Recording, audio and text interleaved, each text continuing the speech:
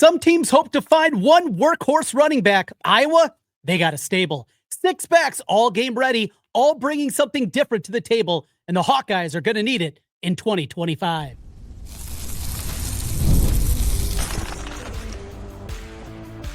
You are Locked On Hawkeyes, your daily podcast on the Iowa Hawkeyes. Part of the Locked On Podcast Network, your team every day. Hey, welcome in. I'm Trent Condon, and this is the Locked On Hawkeyes podcast. I've been covering the Hawkeyes for over 20 years here in the great state of Iowa. You can hear me currently on the Iowa Sports Radio Network from noon to 2 each weekday with stations in Iowa City, the Quad City, Cedar Rapids, Sioux City, and our flagship 106.3 KXNO in Des Moines weekdays from noon to 2. Today's episode of Locked On Hawkeyes is brought to you by FanDuel. Football season is around the corner. Visit the FanDuel app today and start planning your future bets now.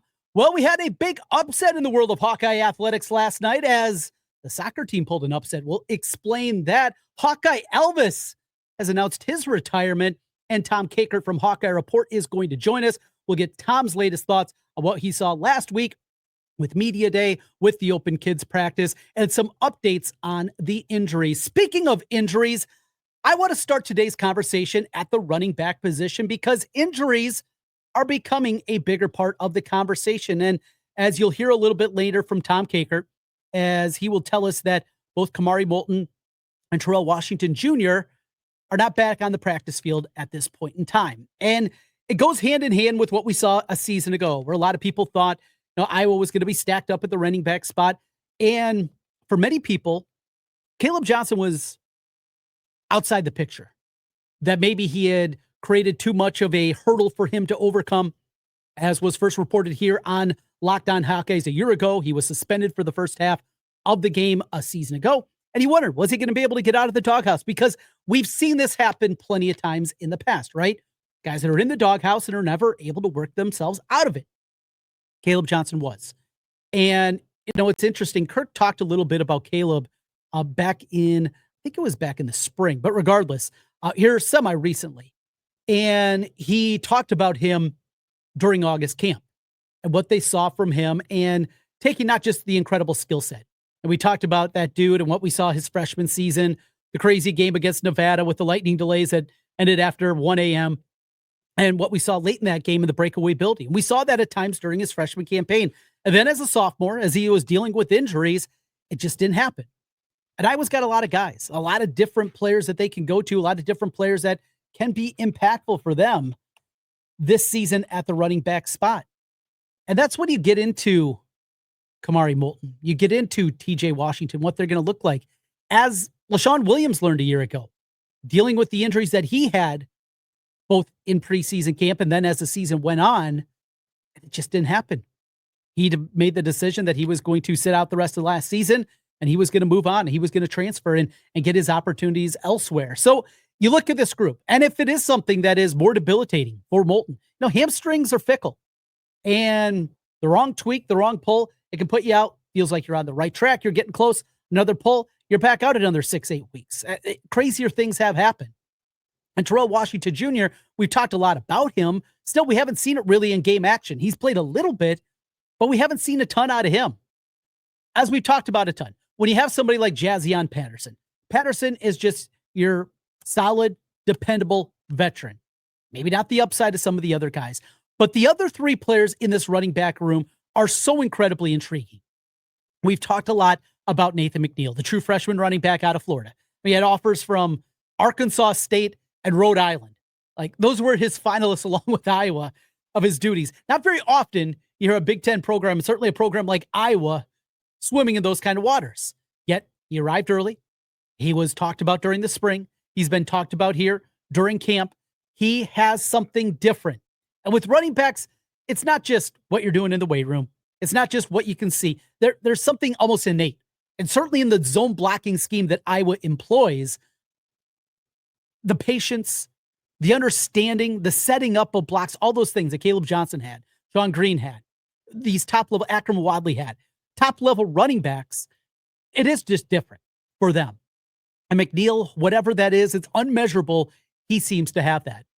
And then you also throw into the mix the two redshirt guys. Redshirt freshmen this season, sat out last year in their redshirt year. Xavier Williams, a banger. Biggest running back out of this group. He has a skill set and that physicality that he plays with that Iowa really doesn't have. Jazzian Patterson has that a little bit, but that's not Moulton's game. That's not Washington's game. And at this point, I don't think it's McNeil's game either. Xavier Williams brings that physical, old school goal line type of a halfback. He might be that kind of player. And then finally, Brevin Dahl. And with Dahl, you have a guy that has elite speed. You saw just in the couple of plays last Saturday that speed, it is real for him. And a real possibility that Brevin Dahl can be a guy that can find it. The Iowa running back room is deep. That's great. But as we know, running backs in Iowa can sometimes be a scary thing. And as we go back to 21 years ago in 2004, when Airbag was born, definitely want to stay away from that this season. Mention Tom Kakert, HawkeyeReport.com. He's going to join us. Some injury updates from Tom. Also what he saw and his big takeaways. And a question on left tackle. Is it locked up? Does Trevor Lauk have a lock on the left tackle position? We'll talk about that all coming up here with Tom Kakert from HawkeyeReport.com. This is Locked On Hawkeyes. As summer winds down, there's something nice about getting back into the routine you love. And Wayfair makes it easy to set yourself up for the season ahead. From bedding and linens to storage solutions for every room, Wayfair is your one-stop shop to refresh your home.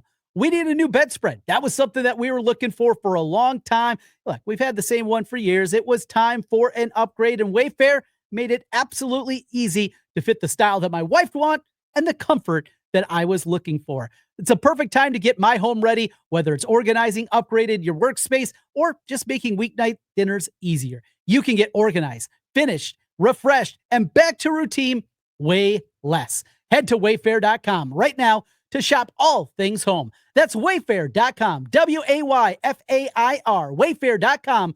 Wayfair, every style, every home. Tom Kakert, he covers Iowa as he has for decades. HawkeyeReport.com, HawkeyeReport.com, part of On3 Media. Tom, so much has happened in the 7 days since we spoke. You had Media Day, you had Kids Open Practice, we had the Big Ten Network in town on Monday night. So lots to get to. It seems like it's kind of old news in some respects, but I guess let's just go back and get a thought or two from you as to what you heard at Media Day, what you saw in practice, or then watching Big Ten Network on Monday as the crew was in town. What stuck with you, Tom?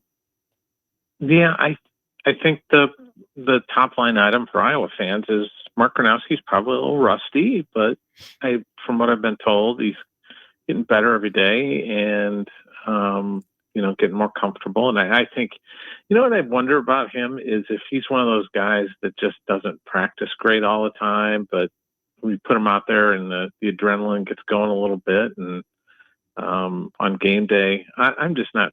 I know some fans were kind of worried about him the other day, but I'm not. I think he's going to be good, and the big thing that they're excited about with him is that he can make some plays with his legs and his feet, and get those 3rd and 3s get a lot easier when you got a guy that can run with the ball like he can. So, I came away kind of confirming what I thought about this team and some of the players. Karson Sharar was really good at that. He's one of those dudes. He was the guy. He's the guy that I kind of planted my flag on this winter and said that he's going to be, an all Big Ten-ish kind of guy this year if he stays healthy. And I'm standing on firm ground with that one. I really like what he's doing. They've just liked him forever, but it's just never been healthy. And so I'm excited to see what he can do. And Jaden Harrell's been doing a nice job too. I think everybody was kind of just looking past him, but from what Seth Wallace said, he's been doing really well. So I like the defense. Like what I've seen from the office, Seth Anderson, another guy that's been hurt. Boy, he looks really good. I know he and Reese Vanderzee have gotten a really good connection along with Addison Ostringa with Gronowski. So those might be three guys to end up being 1, 2, 3 in receiving for Iowa this year. Yeah, Jake Butt brought up a strength. Yes. Trent. I know you're surprised by that. I was, because it just kind of felt like Saturday they weren't really throwing to the tight ends. It was all kind of wide receiver work and some screen work, and the tight ends weren't involved. And then we get to Monday, and here comes the tight ends again. And that's, I think, a good thing, certainly, for Iowa, because I like both him and Ortworth, and certainly the future with guys like Thomas Meyer and company. Well, one question remains. Oh, go ahead, Tom. Go ahead. One thing with the tight ends is Gronowski really likes throwing to the tight ends. Remember, his tight end at South Dakota State was Tucker Kraft, who's done really well at Green Bay. So that offense was really tight end. I wouldn't say friendly, but they used the tight end a lot. So it's something that Gronowski's really comfortable with, from what I've been told. The big question still remaining is left tackle on the offensive side of the ball. It was, I know they're still rotating through, and it's Jack Dotzler, but is it at the point now where I would be surprised if Trevor Lauk, the sophomore, isn't the guy that gets the first crack at the starting gig? Yeah, he was the guy that, going back to December, when I think in January I put out like, oh, here's my guess at a depth chart or whatever. I had him at left tackle based on what I was told during bowl prep, that they anticipated that Lauk was going to be the guy. And then they bring Bryce George in, and you're like, oh, okay. And then Dotzler's on the top of the depth chart, and you're like, oh, okay, maybe it's not as done as it seemed to be. But I think I always thought eventually they'd get back to Lauk, and they end up with him as the left tackle. And I think that's where they're going to end up, is with him being the guy there. And he's got the size. He moves really well. He's got really good feet. He's really comfortable playing, looking down the road to next year. Leighton Jones will probably be next to him, and those two are really good friends and really comfortable playing next to each other. So I think that's your answer at left tackle, is probably Trevor Lauk. Well, speaking of looking ahead to next year, Trent and I both kind of feel that the quarterbacks our next year's quarterback will be on the roster at this point this year. Yes. Has Heklinski maybe surprised them a little bit? Obviously, they thought there was something there. They wouldn't have, given them the opportunity. He's 6 foot, right? He's like right at 6 foot, and Hank Brown's got a few inches on him. If he's 6 foot, I'm 5'11". Is that one of those deals? Yeah. Okay. And you guys know I'm not 5'11". No, you're not. Okay.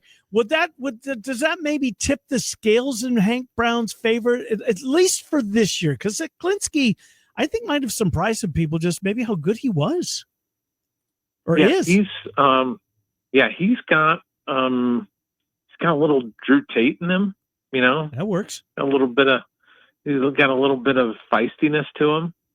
He called himself a gunslinger, and I said, oh, okay. And he goes, but in a good way, not a risk taker, but a gunslinger who'll sling it around. But he's got something to him. But I tell you, Hank Brown's been great this camp. They're just raving about how good he's been. And I think they're going to come out of this camp feeling they feel like they've got 3 guys that they could go with if they needed to, and feel really good about them. So I think that's a huge positive for them, because 2 of those guys will be back. So that means that more than likely, unless they get spooked by something or something comes out of the blue that's just too good to be true, they'll get off that hamster wheel of being in that portal looking for a quarterback, which, some of the other schools are biting the bullet this year. You look at Ohio State and Alabama and Georgia. They didn't go jumping into the portal to try to find the flavor of the month. They just decided that they were going to go with their guys and see how that goes. And because it's just such an expense. It really is, to go in the portal and get a seasoned quarterback. I get the value in it. Ohio State won a national title doing that.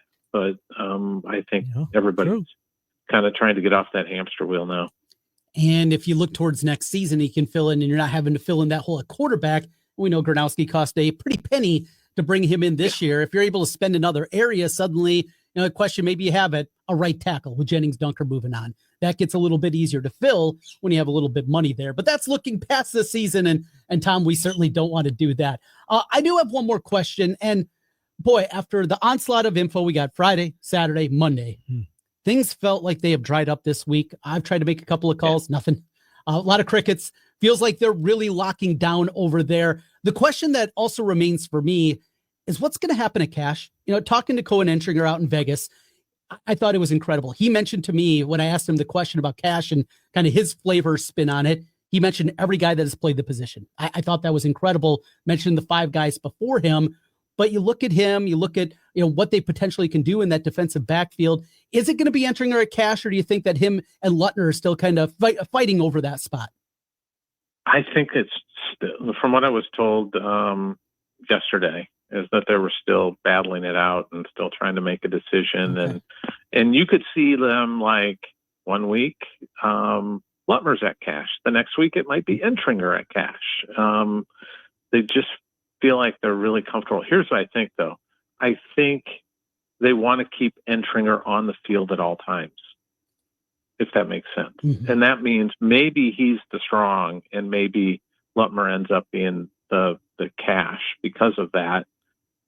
Instead of having to, like they did the last couple of years where they'd flip Castro back to strong safety, and Xavier Wampa would come off the field when they were in traditional 4-3. So I think maybe they're going to end up with Luttner and at Cash and then Entringer at strong. But that's just because I know Phil wants to keep Entringer on the field. And by the way, Wampa's had a really good camp, from what I understand. Good. Really good. He just seems much more comfortable at the free. Yeah, good, Tom. I want to see him succeed. I mean, the expectations. I do too. Were they over the? No, I don't think they were unfair. As we said last week, I don't think they were unfair because we all saw him play. Trent saw him a bunch, and everybody in the state of Iowa saw him a bunch. Okay, so free, are strong rather, and Cash, and then left tackle. What else is still up for grabs, Todd, that you've been able to glean? Probably corner. I haven't gotten much news on TJ Hall and his bone bruise and that. So Phil's been pretty, Phil doesn't generally, when he's singing praises, they're usually earned. And I know everybody has that Deshaun Lee play against Reese Vanders. He burned into their heads and thinking about that highlight video. But Phil said Deshaun's had a really good camp and he's really pleased with him. And I think Jalen Watson's come along, but I'm really curious what happens at corner because I think that's kind of the key to the season too, is if they get good play at cornerback, then the defense, because I think the front seven's going to be pretty solid. But Jonah Pace seems like he's won the tackle starting job, but he's going to play a lot with Bryce Hawthorne's going to play a lot too. So keep an eye on him. He's I know Kelvin was like, he was too good to be true, I think was the quote he used about Bryce Hawthorne. So I think that's a solid place. I think up front is really solid. I mean, here's one of the guys to watch for the future. Now, he probably won't play a whole lot this year, but Joseph Anderson, holy cow, that kid, young kid, he's like Go-Go Gadget with the long arms and everything, and he's just disruptive, and he's up to 240 pounds, and you say, wow, that's pretty light, and it is, but he was like 215 last year. So is he an edge rusher, or is he going to play in the middle of the line? He's an edge rusher? Good. Edge guy, and boy, he's just arms and legs, and he's just disruptive and really interesting. He's the guy that was most interesting to me out of that freshman class last year, because you could see if he puts on the weight, boy, it's really fascinating to see what he can do. He won the triple jump down in Missouri. The triple jump. Yeah. For a defensive end. Yeah, that's a little athleticism out there. I got one more on the football front. Just a couple, maybe some quick hits, some injury things. Anything more that you've heard? You mentioned the middle of the line, Jeremiah Pittman. It was mentioned, I think, on Dolph's podcast that he went through surgery a while ago. How close is Pittman coming back? I think he's back next week was the plan. So hopefully he can round into form fairly quickly. But they've Will Hubert is the guy that they've had kind of plugged in there behind Graves. So Graves is going to play a lot of snaps this year, and he's doing really well. So but they've got kind of, once Pittman gets back, maybe they could have a really a solid 4-man rotation there. And on the running back front, Kamari Moulton dealing with a hamstring injury, and we didn't get to see TJ Washington last weekend. Any update on either of those guys? As of middle of the week, they still weren't practicing. So oh boy. I know you're. You remember last year, LaShawn Williams was dinged up in camp, and he had gone into fall camp as the top guy in the depth chart, and everybody was on the Kamari Moulton bandwagon, and then Caleb comes in there in the first game in the second half and just tears the world apart, and the rest, as they say, is history. And LaShawn Williams was in the portal by the time we got to the first week in October. So I'm not saying that Kamari and Washington Jr. are looking to the portal, but at some point you got to just kind of go with who's there and who's performing really well. And that's been Xavier Williams and Nathan McNeil. Tom, I want to go to one of the questions that you posed on your board this week. You called it the Mount Rushmore of offensive linemen. I'm sure that popped in your mind after Sheriff announced that he's going to retire. How do you limit it to just 4? Because somebody's not going to make it, right? I've seen a bunch that don't have Marshall Yanda. How?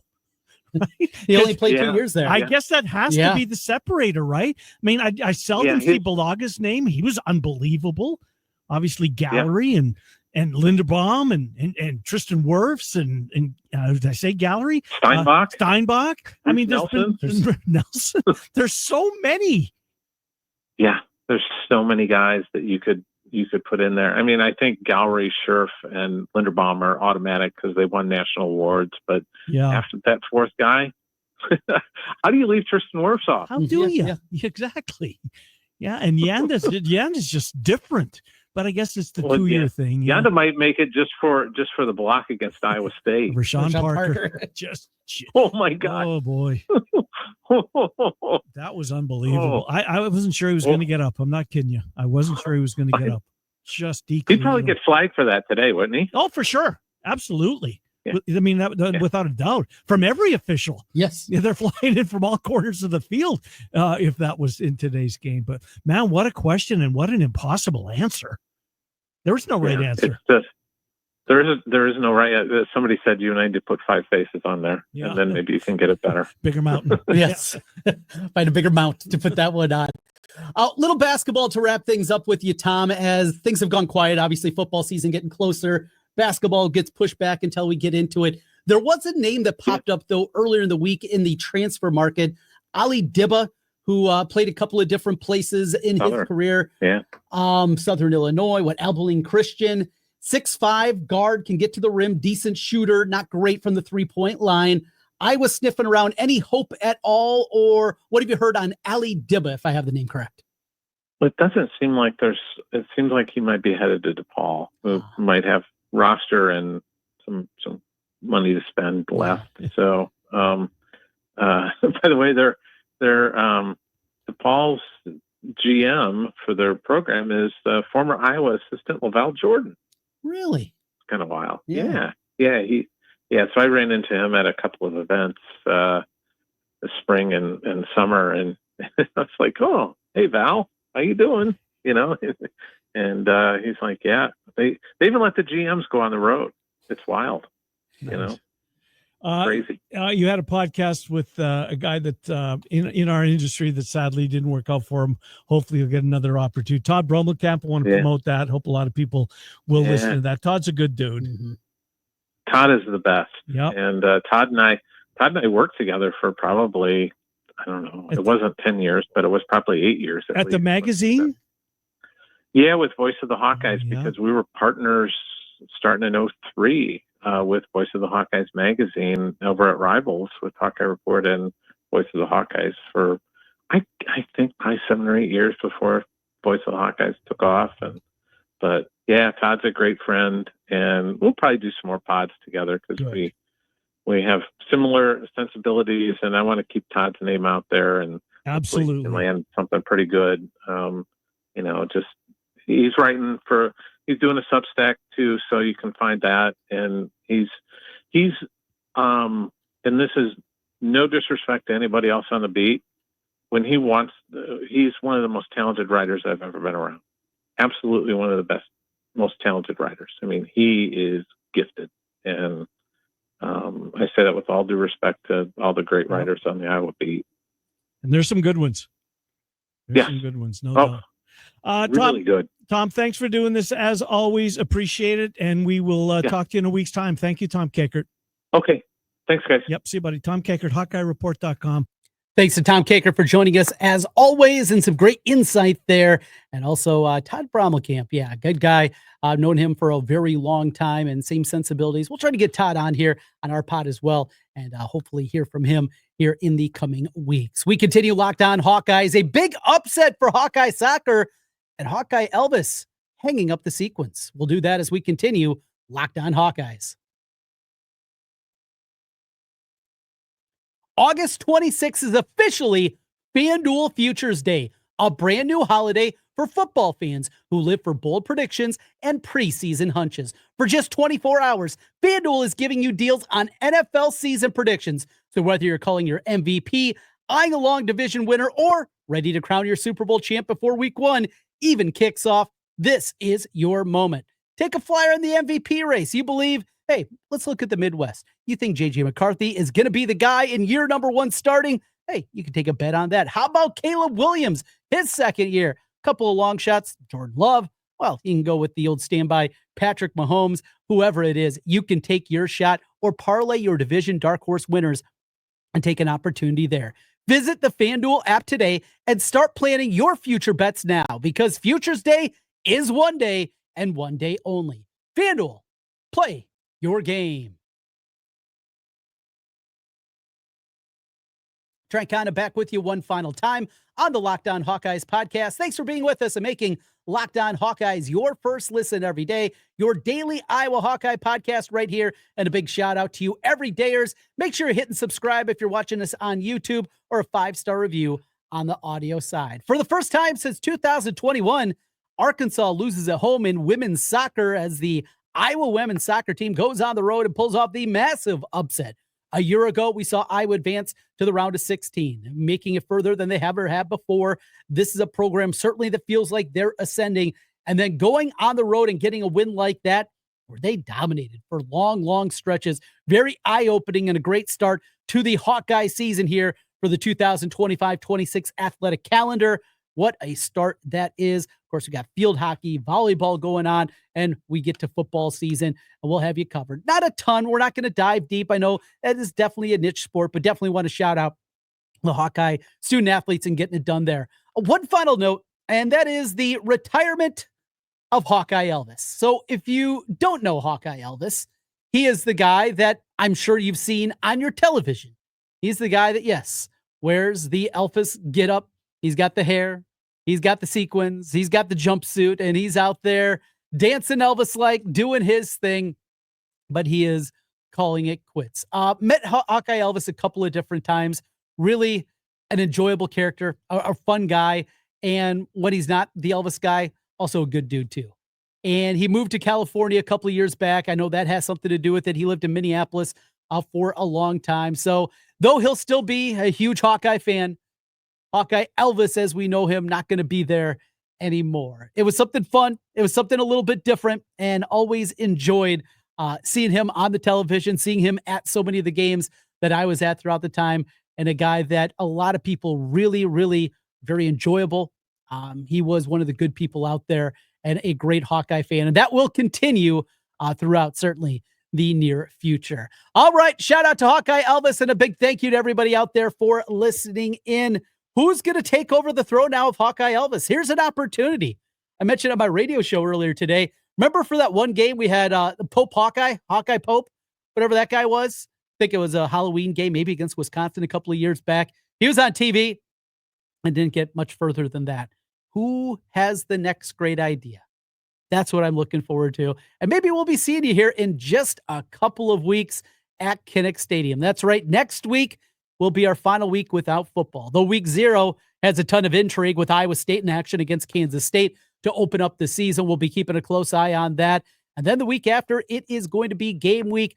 It is getting that time again. We got you covered every single day here on Locked On Hawkeyes. Your team every day. Hit that subscribe button watching us on YouTube. Have a great weekend. We'll talk to you again on Monday. Until then, go Hawks.